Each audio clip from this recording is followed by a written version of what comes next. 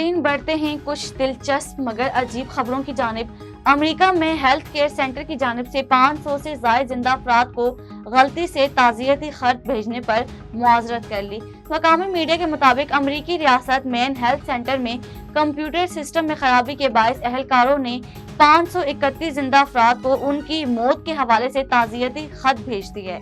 Man health के अहलकारों ने जारी एक बयान में कहा है कि मैन हेल्थ इस गलती पर तहे दिल से परेशान है। नाज़रीन, ऑस्ट्रेलवी शहर लॉरेंस वाटर्स के नाम देने का तवील तरीन नाम करार पाया है, जिसे उन्होंने मुकम्मल पढ़कर एक नया रिकॉर्ड कायम कर दिया। गैर मुल्की खबर एजेंसी के मुताबिक लॉरेंस वाटर्स ने मुकम्मल नाम में 2000 से ज्यादा दरमियानी नाम शामिल हैं और उन्हें ये पूरा नाम पढ़ने में 1 घंटे से ज्यादा का वक्त लगा। उन्होंने मार्च 1990 में कानूनी तौर पर अपना नाम तब्दील करवाया था ताकि इसमें 2251 दरमियानी नाम शामिल किए जा सकें। इस इक़दाम के जरिए ऑस्ट्रेलवी ने 2253 मुनफरिद अल्फाज पर मुश्तमिल दुनिया का सबसे तवील नाम रखने का गिनीज वर्ल्ड रिकॉर्ड अपने नाम कर लिया।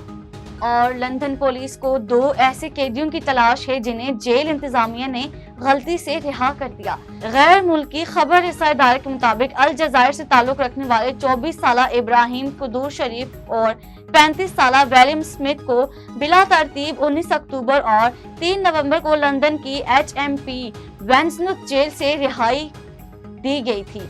इंग्लैंड में ये वाकया जिनसी जुराइम में मुलव्विस कैटबाटो की भी गलती से रिहाई के 5 रोज बाद पेश आए। इन वाकयात के बाद वजीर इंसाफ डेविड लेमी पर भी शदीद तनकीद की जा रही है, जिन्होंने हाल ही में इस बात का वादा किया था कि ऐसे वाकयात की रोकथाम के लिए इजाफी सिक्योरिटी चेक नाफिज किए जाएंगे।